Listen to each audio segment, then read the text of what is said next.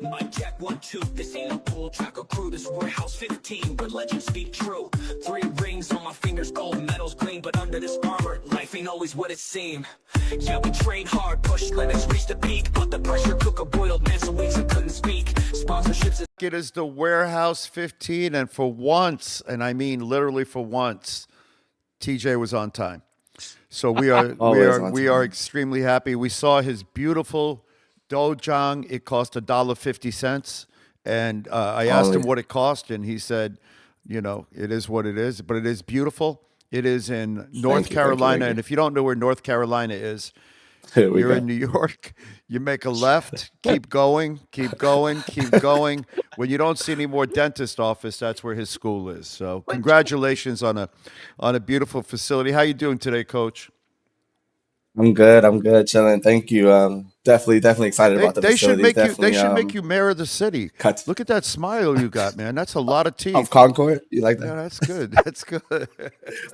Yeah, no, it's definitely exciting to like kind of have a space and be able to do some things out of there. Looking forward to some events pretty soon. So now you got a reason to come. I'm coming. I'll be waiting. Are there any other programs in North Carolina? Like, is there a Olympic training center or something there? Or no, I don't know. I don't know either. I'm in Concord. I'll find the address for you. I'm in Concord. Yeah, well, send me the address, and it shouldn't.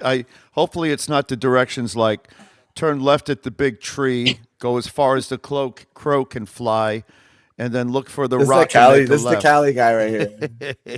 You got to make a right at the Starbucks, and then go down the street till you find the bank. You know? Exactly. Oh, geez. Well, Starbucks, and I could find it. Coach Moreno, how you doing today, sir? I'm good. I think there's a lot of love in here. Look, I got my San Francisco peak camp that I did a couple of weeks back, and then I'm looking at Coach Jennings' shirt, High Performance, Mr. Jinsa. Oh, you like that? I'm going there tomorrow. So, man, it's just like everything just blends. Everything is perfect. Look, I got my nice empanada that I'm going to eat when I'm in the middle of this training. Don't make me jelly. Don't make me jelly. From Well, Argentina, I know Jinsa. He's never invited me to anything. Nothing. Zero. Oh, he sponsored you? You finally got a sponsor? Yeah, shout out to my sponsor. Remind me again, yeah. No, he gave it to me as a gift when I went there for a seminar I did a while back. I want to thank the Budo brothers again. I'm wearing your beautiful in this chilly, not California weather. I'm doing a CPR. I was helping set up a CPR class at my son's school today, and I said, how long's the class? They said 3 hours. I go, 3 hours? I said, I know New York CPR. And they're like, what? I said, New York CPR, man. I said, yo, you better get up. You're gonna die. But anyway, we'll start with today's joke. I wanted to start with one thing before we get started because there's been all this hyperbole and whatever about whatever. But I wanted to give you guys just a sight of what I had seen. Oh Lord! I'm not done. Know. I'm not done. Hold on a second. Let me find it. Let me go back. Oh, I went the wrong way. But anyway, I'll find it here. Let me just search it because I think it's always a nice way to start. You guys can already see in the search bar what I'm looking for. But our old school taekwondo versus foot farting, I'll just put new, see what comes up. All right.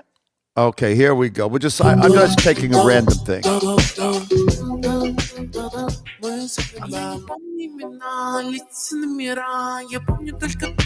And that was a good match, though.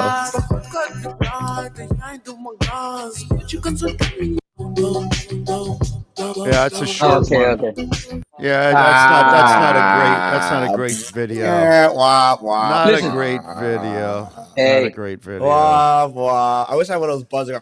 Okay. Well, do think. All right, no, here it is. Here it is. Sorry. Sorry, not sorry. This is actually my 50th take. Oh my gosh, that's okay though, because the script gives me. Hold on a second. Let me get past Bang Holly Swing Holly. Hey, that was actually that was a big shot. That actually was one of the rare moments of something beautiful. You're failing again. That's just two in a row. I know it's 2 in a row. I don't know what I'm looking at. That's one of my friends, Carlos Sansores, but to be honest, to be fair, I'm going to go against it. That guy was horrible.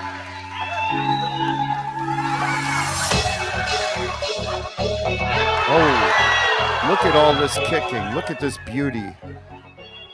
Man, he's That was 68, 63, 68. They're falling down. They're not hitting the chest guards. They're blocking. Come on. Kick each other in the butt. Look at these guys. Can't even stand up. Not a scorpion kick to be seen. Unbelievable. Running out of bounds. Falling. Guard is all out of control. No balance. Look at this guy on the floor. Oh, look at this. Look at this. Look at this. Look at this. Oh, I think I'm going to start to cry. Unbelievable. All right. All right. I think I've made my point. All right. So two Let me things. try to figure out how to Since you brought that up, turn it. I Let me heard try through to the turn it grapevine. off now. I heard through the grapevine, and someone said I've been ducking and dodging them on some Taekwondo debates and stuff like that. So Who's that? So Grandmaster, Doctor, Philosopher, Buddhist monk, Master Stephen Kapner, if you'd like to be on our call, I would love to have you. We'd love to debate your philosophical debate. Yeah, I'll debate him. That's Let me get this right. Let me get this. I just want to understand because you're throwing the gauntlet down. So you want to debate double doctor, not single doctor, 2 PhD, Dr. Stephen Kapner, 9th Dan Grandmaster, joined the club with me, and I'm going to see his ceremony. I invited the both of you.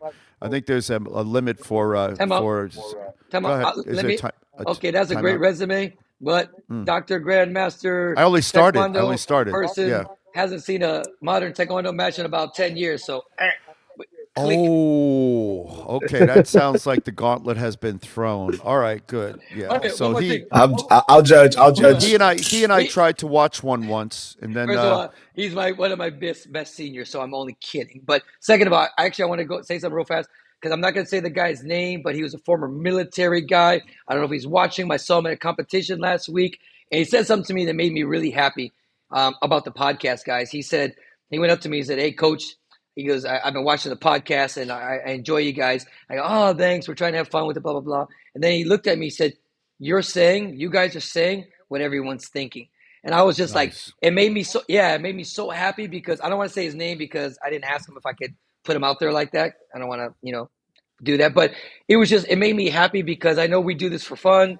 I know we talk about crazy stuff, but when I hear little things like that, I mean, I feel like we're doing the right thing, so kudos to you, both of you guys for doing all this stuff. But people are listening and people are watching, and I think we're almost a voice for them. So I think it's really cool, guys. I think that's a perfect segue into that new nonprofit that we're running for you, the Mex I Can profit. So if you want to make a donation to Mex I Can, you can make that donation and make it directly to me, and I'll make sure it gets to the right place. So, there you go. So Mex I Can. So, but it's good. I mean, I think that's truth. I think the truth needs to be spoken, and I think there are so few people. You usually start to speak the truth at 2 or 3 points in your life. One is you're old enough and you don't care. And you don't have anything anybody can take from you, nor do you care if they do take it. And then there are those that speak it all the time. And then there are those that just become senile like me, and then they start to speak because they can't do anything else. But with all that said, I heard there was a tournament going on somewhere. Yeah, there's a lot going on right now. I mean, there's the Asian President's Cup, and then there's also the African President's Cup. One is in Ethiopia, obviously the African Cup, and then the other one is in China right now, which I haven't been able to watch all of it kind of live, but it's on YouTube, so it's always cool to go back and see what's going on. But I tell you what, TJ, I know one of my athletes were talking about one of the best guys from the Pan Am Union or organization fighting somebody at a World Cup, and it wasn't even close. And he goes, "That's one of our best people." And I said, while I agree sometimes that some of these other countries are more advanced and bigger and better than us, I have to agree, man. The depth of these tournaments that I'm watching over there is a little bit scary. I'm looking at 5 and 6 Iranians deep, 5 and 6 Koreans deep. Of course, it's in China, so there's a bunch of Chinese. The Kazakh team is doing good. I'm really excited. On Monday, I'm leaving to Uzbekistan with the Brazil group, and man, Uzbekistan looks like they're on fire. And these guys they look like they're on a, I don't want to say next level, but they're definitely separating themselves from people. So we got a lot of making up to do. I'm not sure what you think about that, TJ. I think it's always been a little scary over there. You know what I mean? I mean, we've always known that historically, that's a strong side of the world. I think that's a side of the world that is I'm gonna say has fallen in love with the sport of Taekwondo and pushed to advance it and paid to advance it and worked to advance it and they're, I mean, as you just said, they're definitely out front. You know what I mean? I mean, even when I looked at some of the junior stuff in comparison from the junior world championships and stuff like that, these kids these systems are starting their professional levels, I think, really early, if you ask And me. you also, I think with the more success they have at the Olympic level, the more support they get from the bottom, and they push the bottom of the pile. that's what's interesting is like, I mean, Coach, Young, back in the day, there were some good Jordan fighters, but they're, as a country, they haven't been big. But when in 2016, when Abu Ghash, the 68 guy, wins a gold medal, all of a sudden, the next 4 years, boom, Jordan's got money and resources, and all of a sudden, all these athletes are showing up. Rashidov wins the 68 in 2021 in Tokyo. Uzbekistan, just through the roof, But I think what I'm seeing now is that they're showing up to these opens deep, right? Before we saw them at the World Championship, okay, there's one good Iranian. But when you start to see 4 and 5, and some of the Iranians I'm seeing over there, they're older. Like, you know what I'm saying? They're not these young pups coming up just trying to, they're like these chiseled dudes that they look strong. And the same thing with Uzbekistan. I'm looking at these athletes that, I don't know, maybe they just got a chance to show their stuff because all of a sudden they have a little funding, a little bit of support.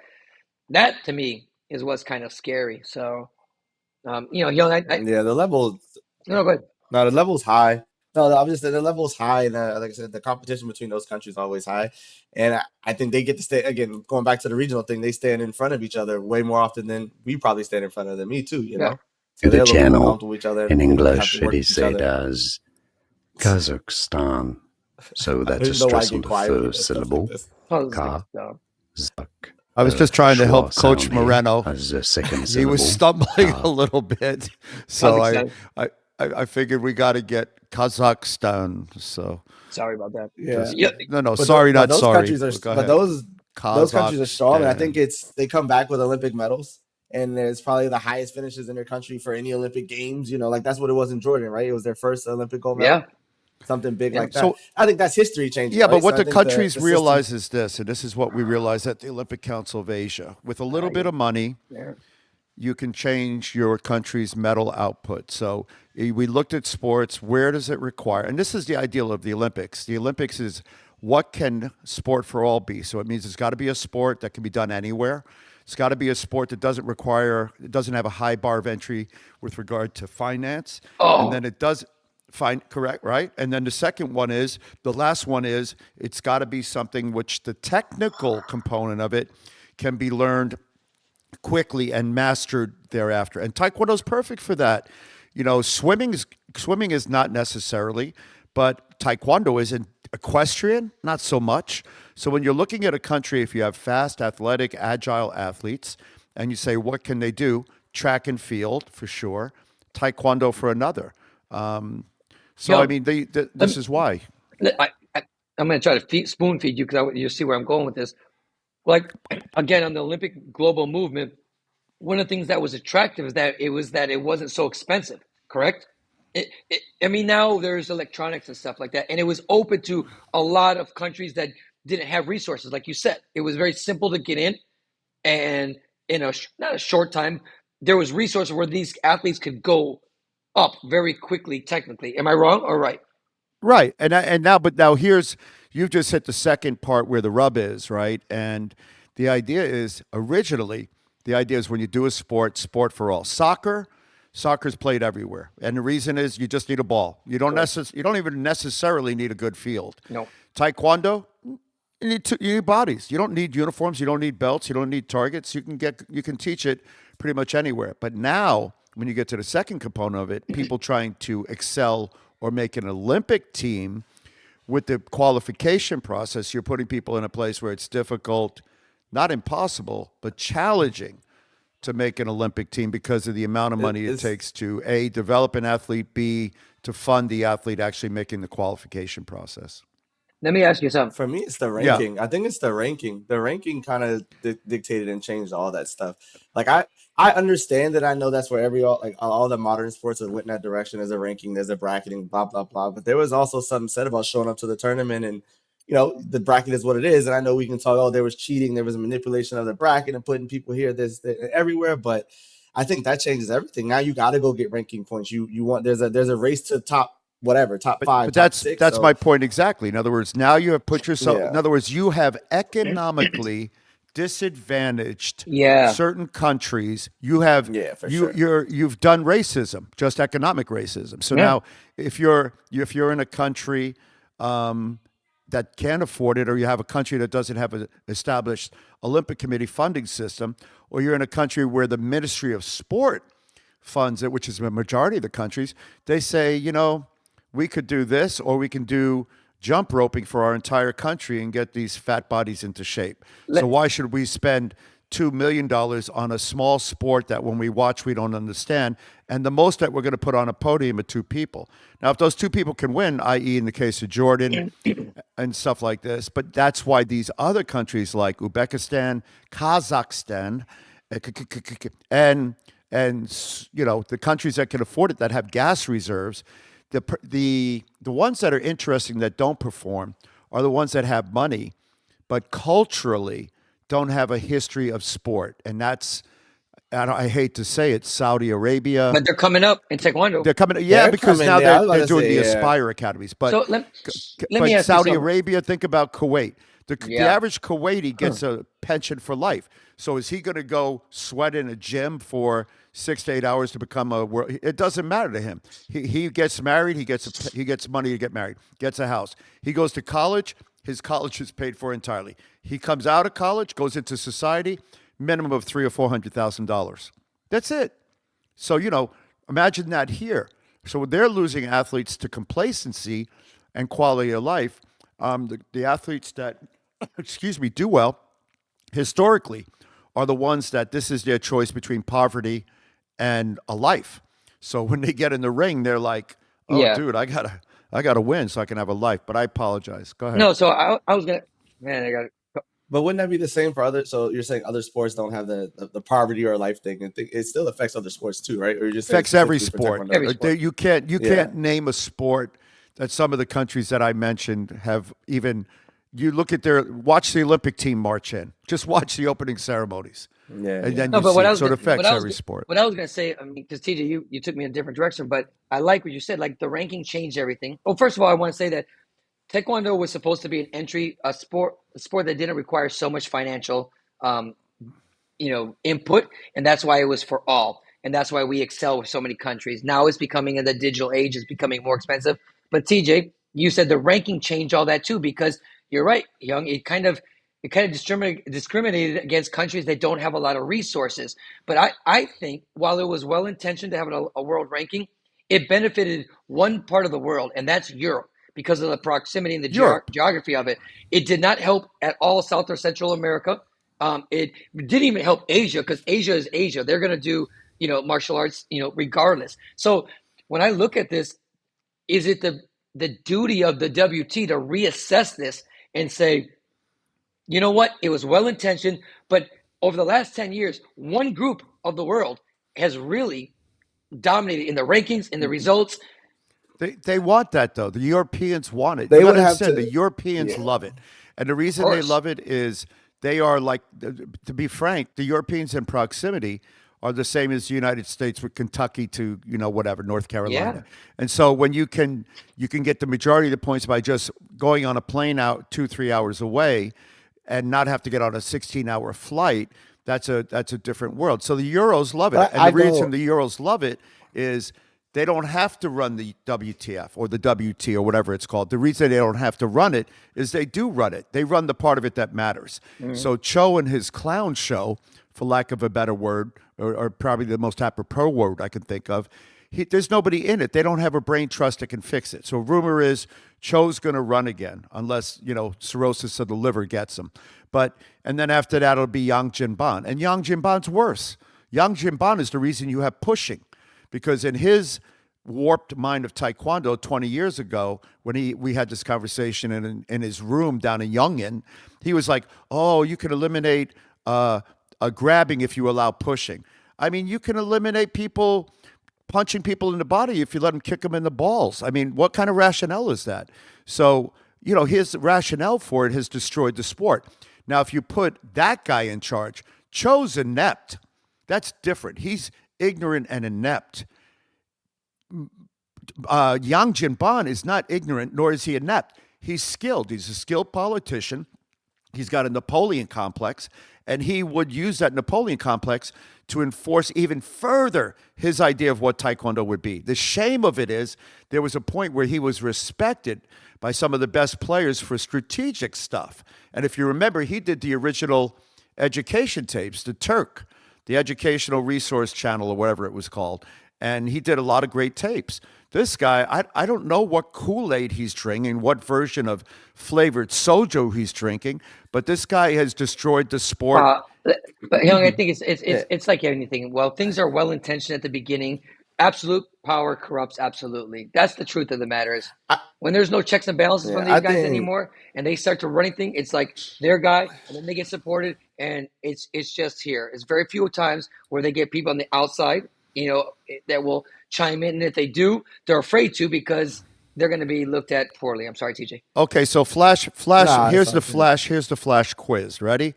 And this is like I had a drummer in my band. We would argue about music all the time, and he didn't like the songs I picked. So he loved Iron Maiden. And I said, okay, quick, name 3 Iron Maiden tunes that are known. He got to 1. So here goes your flash quiz. You ready, guys? WT quiz. You ready? Name 5 non-Koreans that run the organization. Yeah. Silence. Oh, hold on a second. I don't know. Mic drop. All right, great. Now, dude, you want one better than that? Name 1 in the Kukiwan. Yeah. So, the problem is starting to sound similar, right? Here's the problem. There's a nationalism, a nepotism, a xenophobia, and then a desire to hold on to the reins of power no matter what clown is in power. So they put the clown in charge, the same guy that couldn't get his act together in Korea to run his family business and couldn't run the university. He needed something to do. So they gave him this. And then all the sycophants around him who want to be close to the fire, Jay Warwick, Steve McNally, the list goes on. And by the way, including others in the sport who, out of respect for them as fighters, I won't mention their names, they're hanger-ons because they get to go to the show, they get to hang out, they get to kiss the ring, they get to drink soju and scotch, and they get to hang out close to the fire.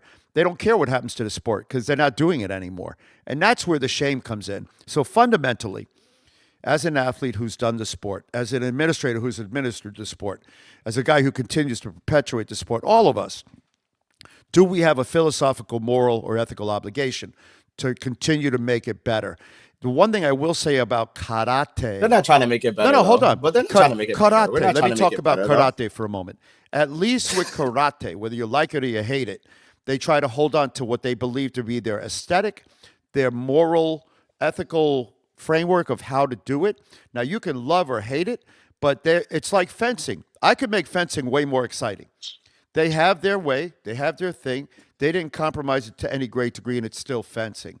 And now you take that same argument for karate, who didn't compromise all that much, or you take that same argument to judo, who compromises a little. No, you're right. And then take it to fencing, and then now go to taekwondo. What did they do? They did the monkey dance. They're like, hey, look at me. Hey, keep me in the Olympics. Look. Oh, you don't like the cheating? All right, we'll make it really dumb and no fun, but there won't be any cheating anymore. And it's still cheating, because who controls the match now? More than anyone, who controls the match? The referee. The referee. Yeah. Worse, because now instead of taking 3 to lose, just takes 1 guy.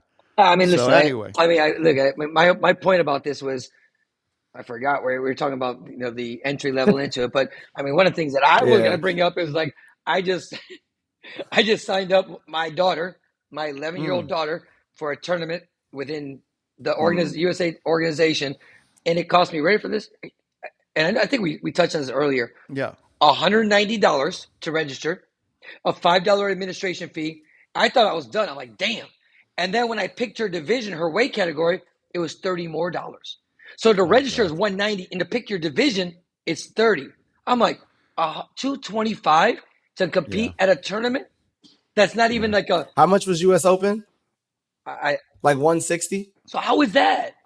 How is it? I think it was like $160. That website again is www.mexican.com.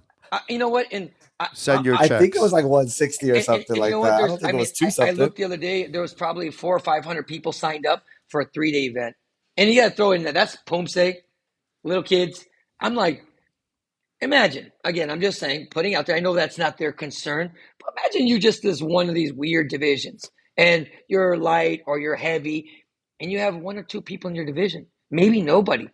You spent $235 plus airfare plus hotel, and it just. There's got to be a better way to do this. To qualify for nationals, right? You qualify for nationals. I mean, and if you medal, you get into the final. Oh yeah, it's just show up and qualify. I mean, just that's what I'm saying. You qualify as soon as you register. Do it for states I don't know, man. It's just I was really, shocked. Next time you're in Kentucky. That's all I'm saying. Kentucky's pretty close to North, whatever, Carolina. So just saying.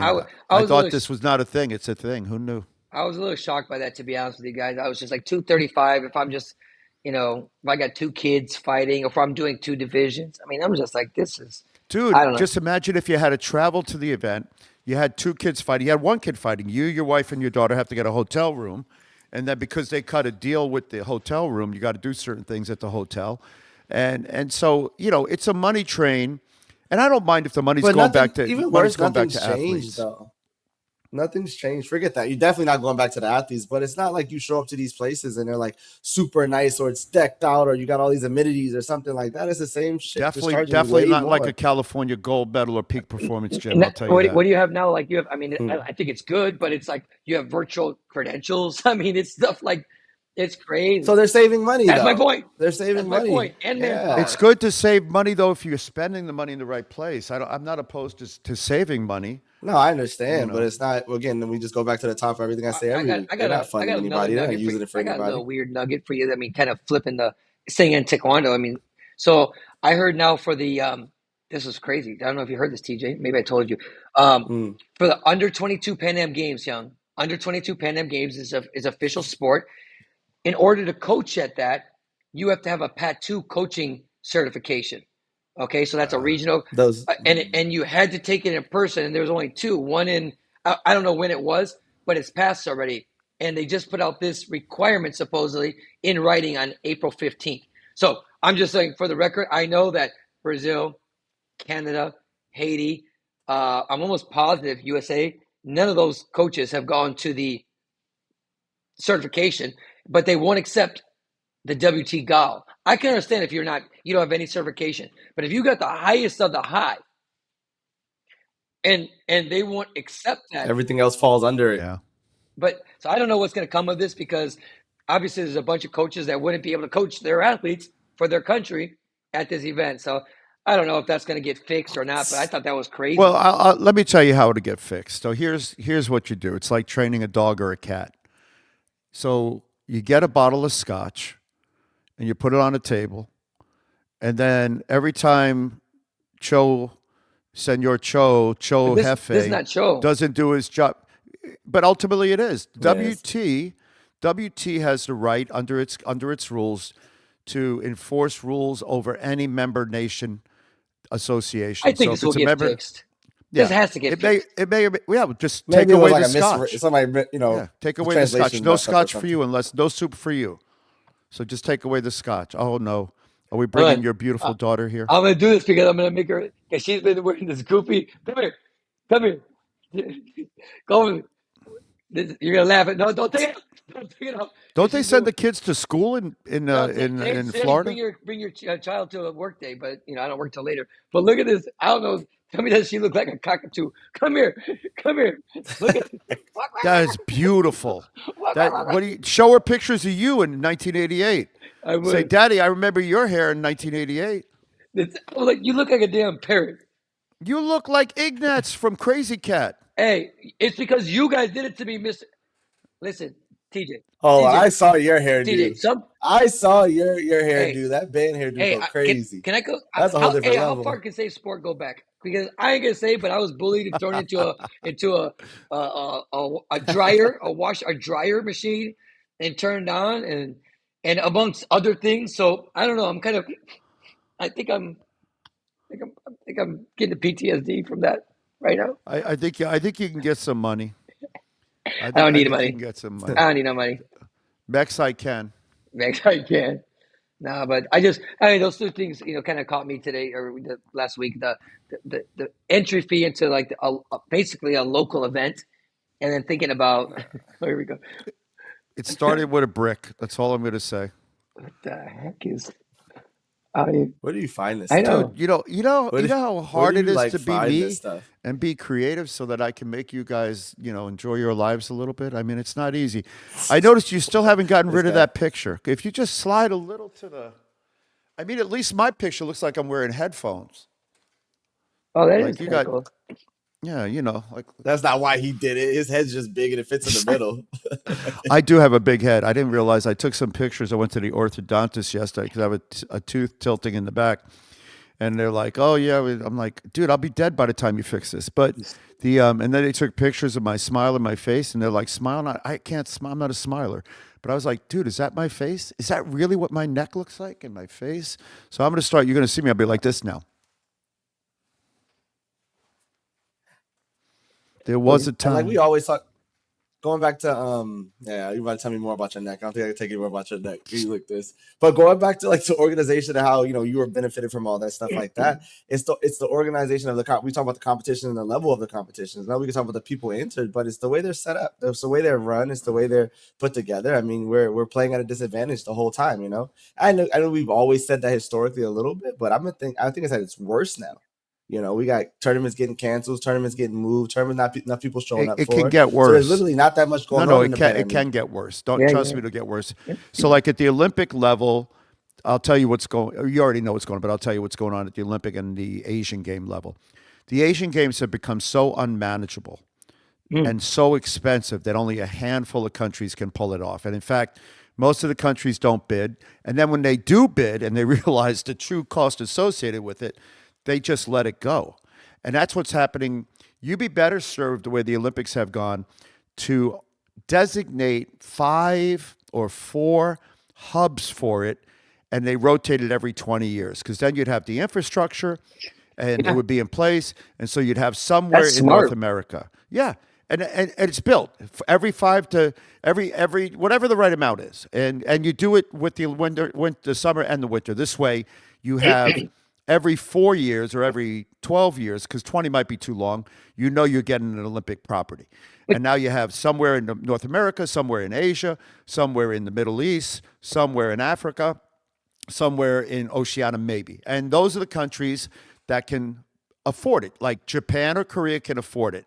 Kazakhstan, Uzbekistan can afford it. United States, North America, Mexico maybe can afford it. And then you don't have to worry anymore about infrastructure and people bidding. And it's a business now. It's a multinational organizational business with infrastructure that you maintain. And by the way, on the off years, you hold world championships in those venues. So you have 5 regional ones. Every 5 years, you're going to rotate the Olympics, the World Championships, the Pan Am Games, the Asian Games. Now you've got a sustainable model. Instead, we go, all right, how much can we charge Paris? What do we hope to make from Paris if we're the IOC? Paris does the math and it says, what do we think we can make? You have countries struggling under the staggering debt like a Brazil when they hosted the Olympics. Now, I guarantee you, it's about the right time. Next time you go back to Brazil, Coach, go look at the Olympic venues. See if they're still standing. See if they're still being used. They are. Or look, that's good. No, they learned. They did an Olympic legacy program because of what you're talking about, how these things get all messed up. They actually, every NGB has to utilize the Olympic, what do you call it? But even in a country like ours, go to Atlanta. 2000, go to Atlanta. You want to know what happened to all of those? But TJ, I think we could do this, even if it's for a cycle or even 2 cycles. Let's say you said the World Championships are going to be here. The Asian, just literally lay it out, right? Literally lay it out. Let each country do that. And you're going to be like, why do we always have to go to Mexico? Why do we always have to go to Korea? Whatever it is, at least people could budget for it. They could plan for it and they can build for it. And then maybe, if it's that structured and we know it's going to be a good quality, it'll be able to replicate to the next, place. I think it's. That's what we did here in the United States. We looked at it economically, and we said, where is the best place that we can situate and locate our Olympic training center for Taekwondo? And all the votes came in, and we chose North Carolina. Give me a break. So, the United States, USA Taekwondo is Colorado first, right? Well, Colorado, but you got to understand what Colorado was. And the historical perspective, when they put Colorado there, it was perfect. It was an old Army base. It was located and by the way, you know what wasn't there? No, not where they were. They were at some other place. I guess I'm confused on why they didn't try to get back into. Oh, that you're talking about the new one. Oh yeah. No, but the original reason it ended up in Colorado. You're talking about Taekwondo. Yeah, I'm just talking about Taekwondo. You're talking about Taekwondo. It was off campus. And the Olympic Training Center. Yeah. The Olympic Training Center doesn't work anymore in Colorado Springs. So the truth is that the Olympic Training Center, sir, and I use the word plural. I was on the committee for a long time that decided what training centers should be built and what should be partnered and what should be removed. And there was a lot of conversation about making those regional depending upon the sport. And that's why you saw Chula Vista for rowing and all that sort of stuff, soccer too. And then the idea was, why do you have the business offices, which was sensible, of the Olympic Committee in Colorado nowhere? So they moved into New York, which makes sense, right? Get a place where you're close to where people want to come and get to easily, right? And so if you were looking at a modern structure for the Olympic Committee, I would gather what you would guess would be this.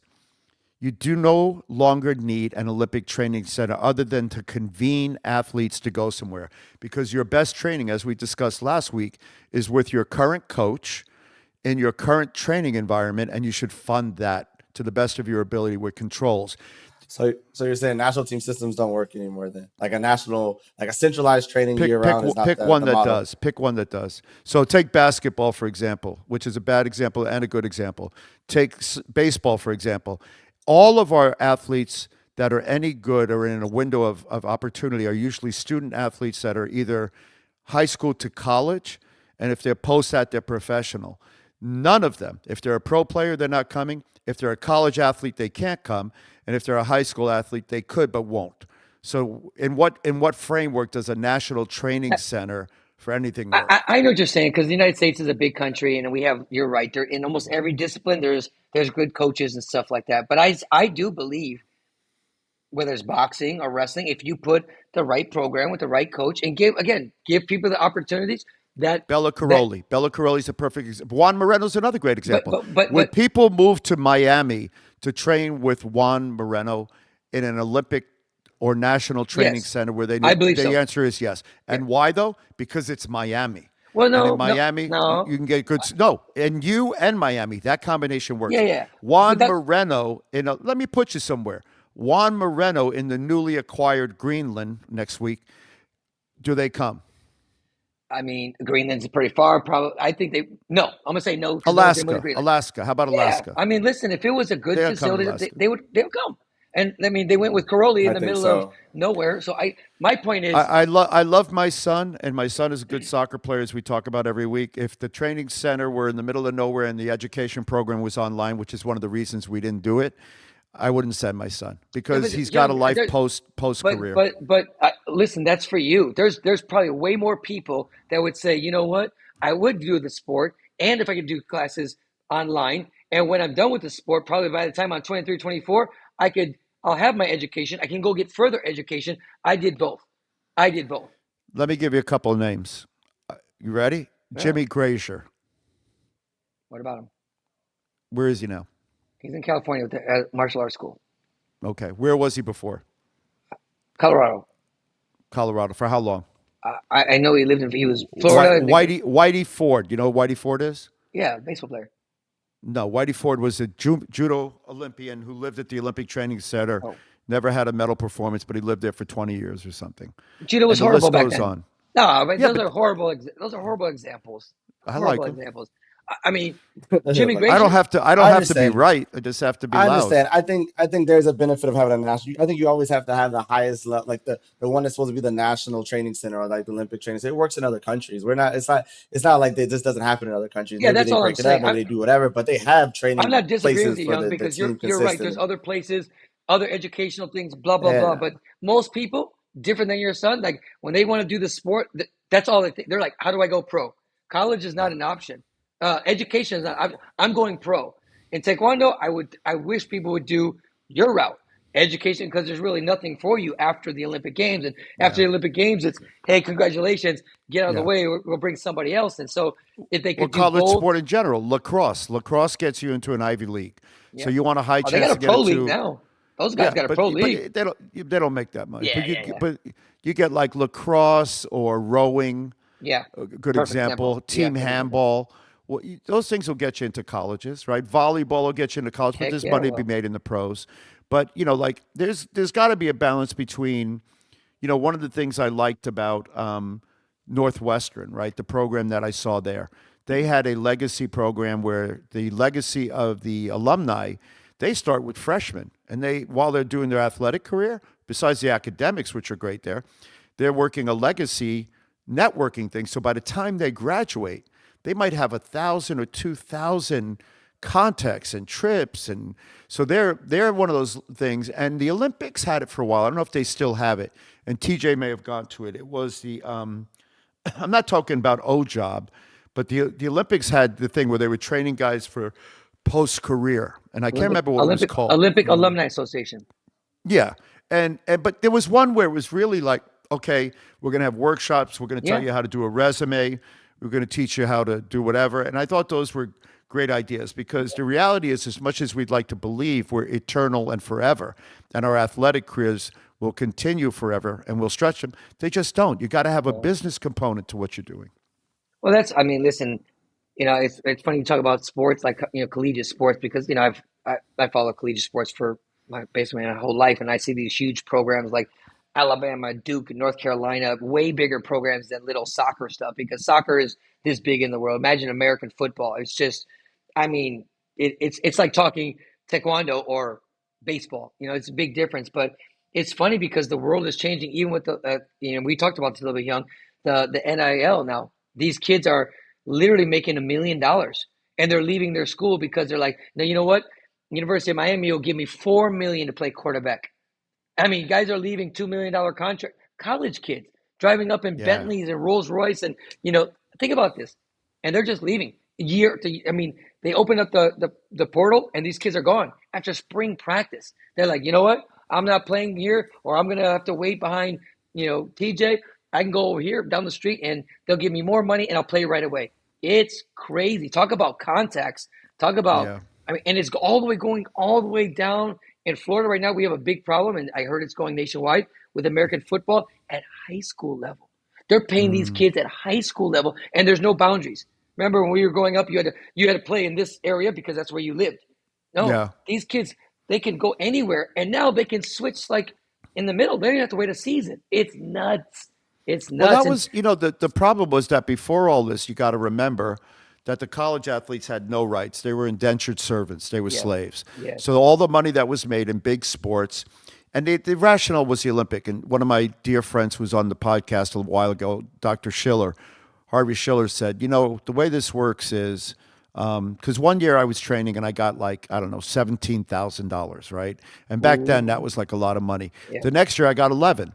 So when I went in to talk to them, they said, yeah, no, you did better. You won the World Cup, but we have a pile of money and more people applied for it. We got to spread it out through everybody, which was true, right? So he says, you got to understand that the high profile sports where we get all the sponsorship dollars funds the most grassroots, horrible sport that gets no money. So table tennis or whatever the sport is, the curling thing or whatever it's called, pentathlon, nobody's sponsoring those guys. So the money that we make in big sport pays for the money in little sport. And the kid who's not going to be a pro, and his only thing is going to be the warm-ups and the T-shirts. So that's what the original model was for college. However, then they realized they're paying college coaches $5 million.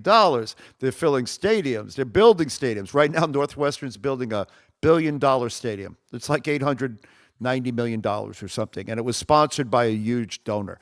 But that's because they think and they know they'll fill them, and that money will go into programs, which they also split up among the athletes who don't get money. So the NIL money, I understand now. And now I made a connection the other day, which I didn't make. So you see all these kids on TikTok doing videos. Well, they're trying to build their NIL dollars. Yeah. And I'm just like, so now it's not enough just to be a good athlete. You got to be a smart athlete. You got to market. You need a marketing thing. Now, remember to train, because I can point to a guy that apparently didn't understand there's no NIL money in Taekwondo, who was shirt off, draking and caging or whatever. He was Kendall Lamar, and he forgot to win a tournament, right? Yeah. So even if there were NIL dollars, he's got SIL dollars, shit out of locked dollars. I forgot to tell you. I mean, on that, Camila quit Taekwondo last night. Who did? My daughter, Camila, said, Why? Talking about because we just had one of our students, sister, signed an $80,000 deal with pickleball. So I pulled her out of Taekwondo. I said, man, we started to go peak performance pickleball, homie. We're about to paddle that stuff up, man. So people love pickleball. I talked to a guy yesterday. He's all mad because they're not. By the way, nobody apparently wants a pickleball course by their house. Just to go play pickleball? Come on. If I was still competing, I'd think about it. I ain't doing it now. I'm not that good. Do you know how many Joker pictures you could buy? 11 years old. If you're 11 years old. You could buy 80,000 Joker pictures. I'm going to send you one of these pictures. I'm going to send you one of these pictures. You seem to be in love with this picture. I'm going to send you one. Send the money to Mexican. That's why I want you to send that money. You got a whole lot of GoFundMe's, man. A whole lot of they're not. Nobody's. I'm the only one funding it. Has that changed? We should actually start. We should do two things. We should start a GoFundMe, and the other thing we should start is a revolution. So we keep talking about evolution. It's not happening. So the only way this is going to happen is if the three of us, it's like that band back in the 80s, 2 Mexicans, a Puerto Rican, and a Dominican. You don't know about this band? No. Are you kidding me? Oh, I got to do another search here. Oh my God! I can't believe you guys never say no. I want to do a revolution. Never say no. We need to do a Mexican. a revolution. Hey, TJ, you know what's been quiet? After we've been doing this podcast, things have been quiet. On the social media front. Yeah. All right, let me see if I can find it.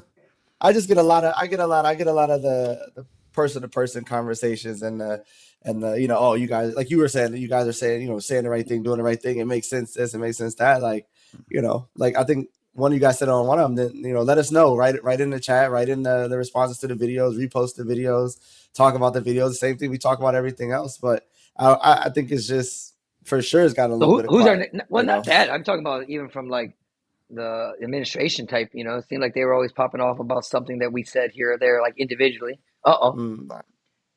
What the heck is that? Dude, we got half of this right now. All we got to do is change one of the Puerto Ricans to a Mexican. So it's 2 Puerto Ricans, a black man, and a Dominican. It was a live. What is this? This was a house music band. You guys don't know this? No. Dude, I'm gonna find this. I gotta find this. There's a video, I'm sure, somewhere. But you never heard this? They have music. Have you ever heard a song? I would know. Let me see what the songs are. Oh my God. Apparently, they worked with CNC Music Factory, who I know the guy. Yeah, I know CNC Music Factory. I did an event. He did an event with the guy. Nicest guy in the world, by the way. Really, he's really. We had dinner at Frank Silverman's house. But let me see. Dave Morales. They scored a hit in the dance club with "Do It Properly." So now we got to find. We got to. You never heard? Well, you're obviously not a Dominican. There you go, right here. It's right here. Can you got it? No, we can't hear you. Here it goes. You can't hear it? No. I'm gonna put it on now.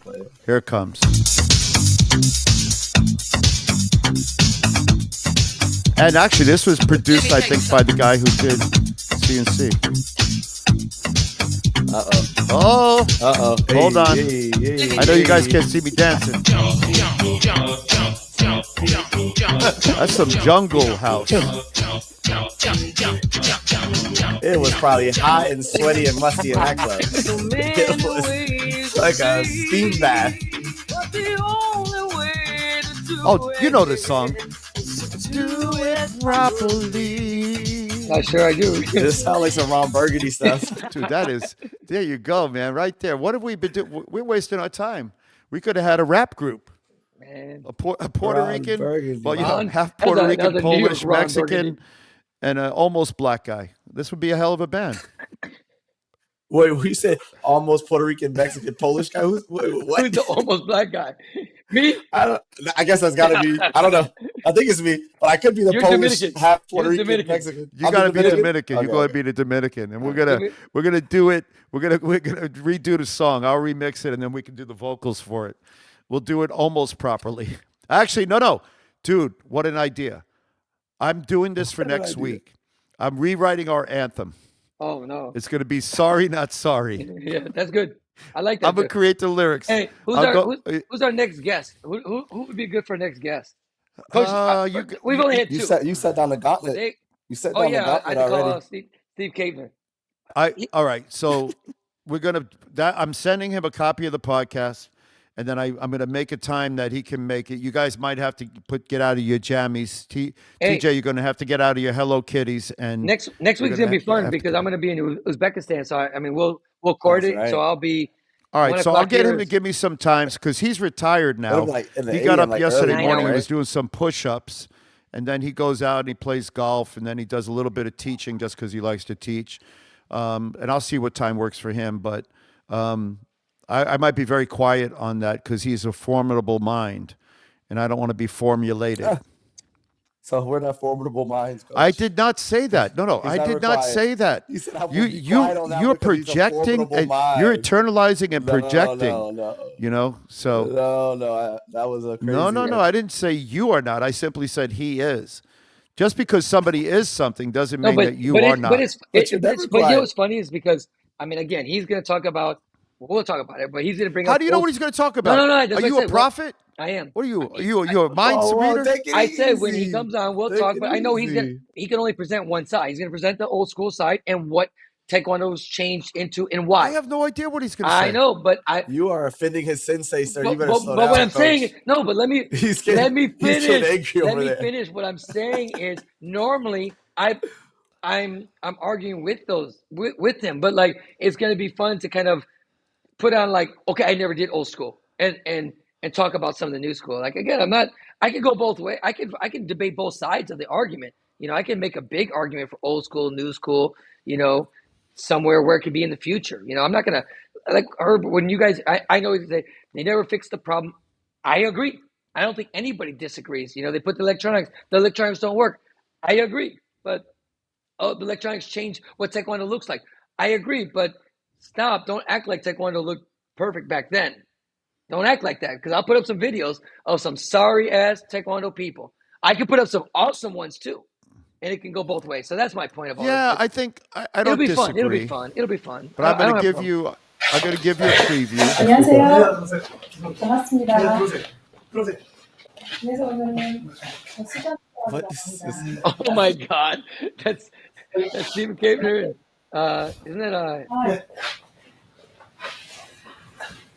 What are we watching? One of the things that ready to lose the hat. I'm telling you, this is one of his many interviews. You can regain your hair and your color.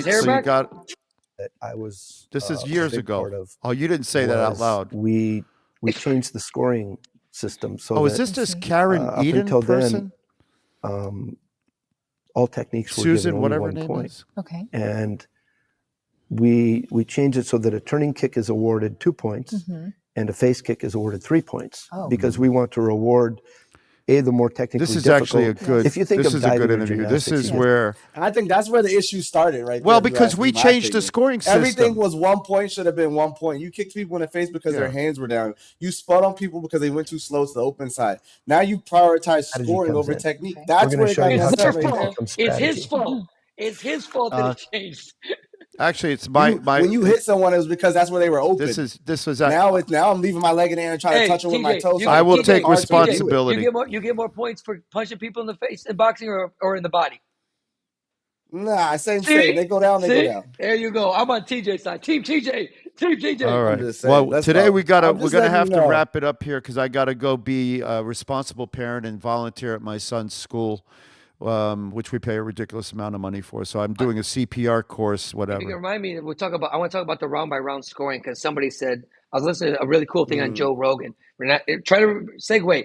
He was talking about, like, at the end of a round, if I have you down, when the round starts, we shouldn't start standing up. We should start where we were, because you didn't get out of that position in a real fight. He said the fight should continue going. So I'd like to talk about that kind of thing next time. All right. Well, gentlemen, thank you for this week. Sorry we're a little shorter than usual, but as usual, TJ brought a lot of meaningful content and intellectual. And then remember, if you remember nothing else from this, Juan has thrown the gauntlet down. Gauntlet down. And you'll be hearing our new single, Sorry But Not Sorry, by Puerto Rican, a Dominican, fake Dominican, and a Mexican. Peace. Us. Later.